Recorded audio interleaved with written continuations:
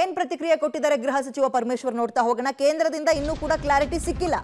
Prajwal Revanna passport ರದ್ದತಿ ವಿಚಾರಕ್ಕೆ ಸಂಬಂಧಪಟ್ಟಂತೆ ಕೇಂದ್ರ ಸರ್ಕಾರ ಸಹಕಾರ ಕೊಡಬೇಕು, ಬರೀ ಟೀಕೆ ಟಿಪ್ಪಣಿ ಮಾಡಿದ್ರೆ ಸಾಲಲ್ಲ ಅಂತ ಗೃಹ ಸಚಿವರು ಹೇಳಿರೋದು.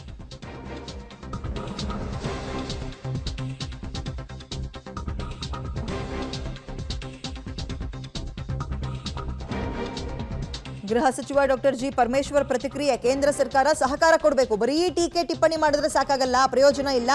ಈಗಾಗಲೇ ಪಾಸ್ಪೋರ್ಟ್ ರದ್ದತಿಗೆ ನಾವು ಪತ್ರ ಬರೆದಿಲ್ವಾ? ಸಿಎಂ ಪತ್ರ ಬರೆದಿದ್ದಾರೆ, ಬಟ್ ಇಲ್ಲಿ ತನಕ ಅದಕ್ಕೆ ಸ್ಪಂದನೆ ಕೊಟ್ಟಿಲ್ಲ. ಈಗ ಅರೆಸ್ಟ್ ವಾರೆಂಟ್ ಹೊರಡಿಸಲಾಗಿದೆ, ಅದರ ಆಧಾರದಲ್ಲಾದರೂ ಪಾಸ್ಪೋರ್ಟ್ ರದ್ದು ಮಾಡಬೇಕು.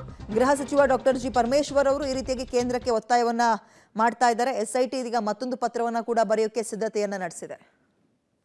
ಕೂಡ ಬಂದಿಲ್ಲ. ಅದೇ ನಮಗೆ ಭಾಳ ನಾವು ಮತ್ತು ಒತ್ತಾಯ ಮಾಡ್ತಾ ಇರ್ತಕ್ಕಂಥದ್ದು ಕೇಂದ್ರ ಸರ್ಕಾರ ಕೂಡ ಸಹಾಯ ಮಾಡಬೇಕಲ್ಲ.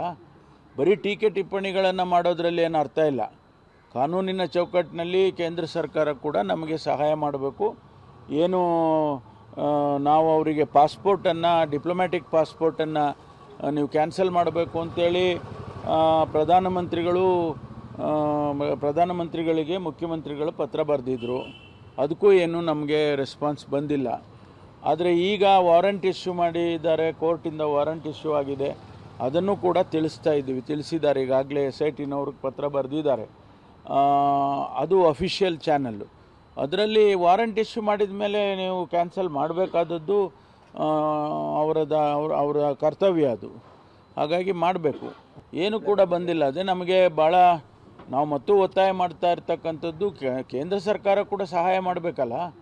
ಬರೀ ಟೀಕೆ ಟಿಪ್ಪಣಿಗಳನ್ನು ಮಾಡೋದ್ರಲ್ಲಿ ಏನು ಅರ್ಥ ಇಲ್ಲ.